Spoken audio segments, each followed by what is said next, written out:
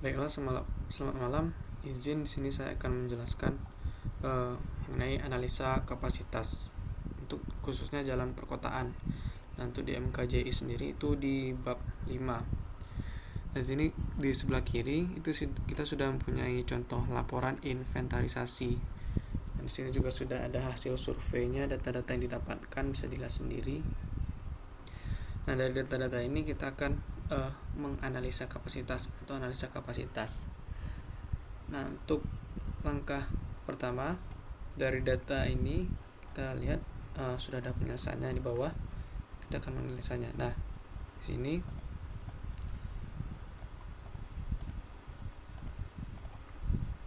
untuk langkah pertama itu dapat diketahui kapasitas jalan. Ini adalah rumus untuk mengetahui kapasitas jalan.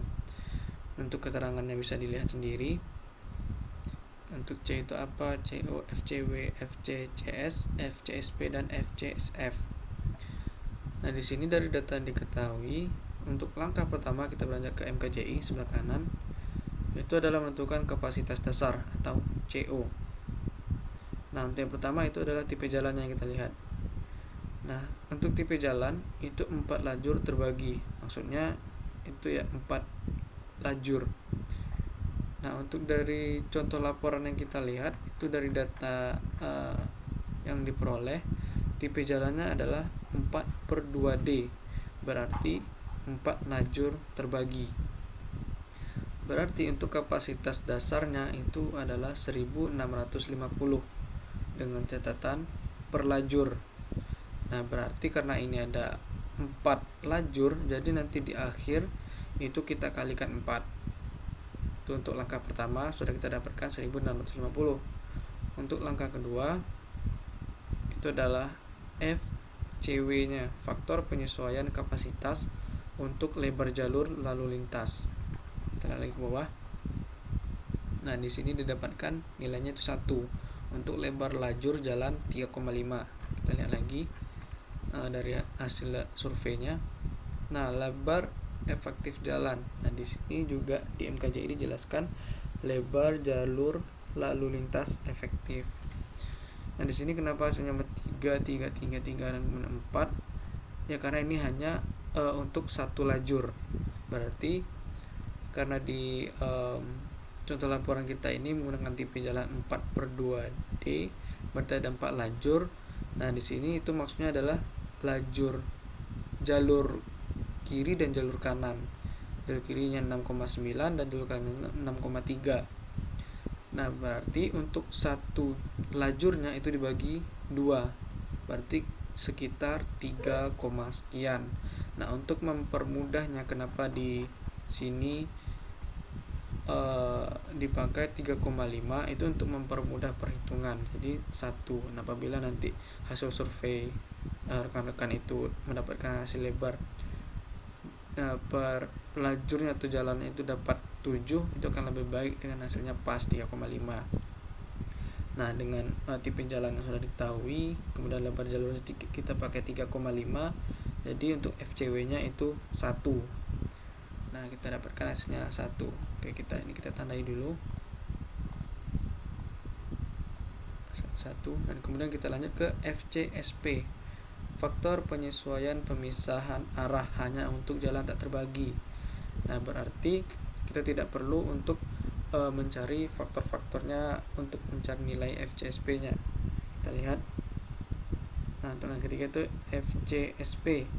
Nah, untuk jalan terbagi itu, nah kita lihat di sini keterangannya, untuk jalan terbagi dan jalan satu arah, faktor penyesuaian kapasitas untuk pemisahan arah tidak dapat diterapkan dan nilai 1,0 sebaiknya dimasukkan. Nah, maka dari itu maka FCSP-nya itu kita gunakan nilainya 1. Kita lanjut ke langkah keempat. Nah, langkah keempat itu faktor penyesuaian kapasitas untuk hambatan samping, FCSF. Nah, khusus untuk inventarisasi data kita itu hambatan sampingnya bahu jalan. Jadi kita gunakan data yang pertama ini, bahu jalan, tabel yang pertama. Untuk tipe jalannya 4/2D, dan kemudian kelas hambatan sampingnya itu biasanya medium, berarti M. Dan kemudian kita lihat lebar bahu efektif. Kita cek atas. Lebar bahu, nah ini bahu kiri dan bahu kanan 3,2 dan 2,8 meter. Berarti kita lihat di MKJI lagi, itu di atas 2 meter.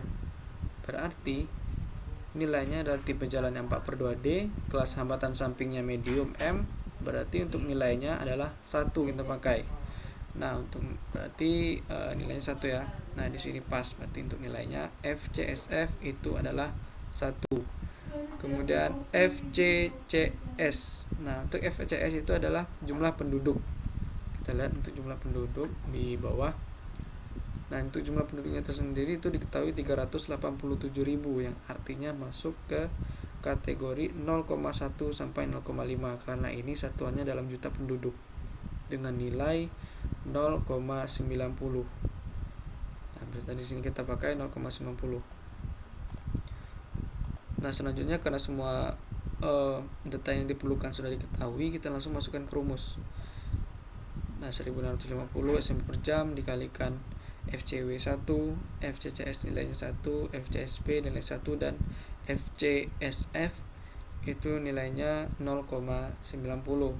Nah, hasil dari perkalian ini didapatkan 1485 SMP per jam. Itu hanya untuk satu lajur. Nah, karena tadi kita ada 4 lajur, jadi harus dikalikan 4 sesuai dengan langkah yang pertama tadi.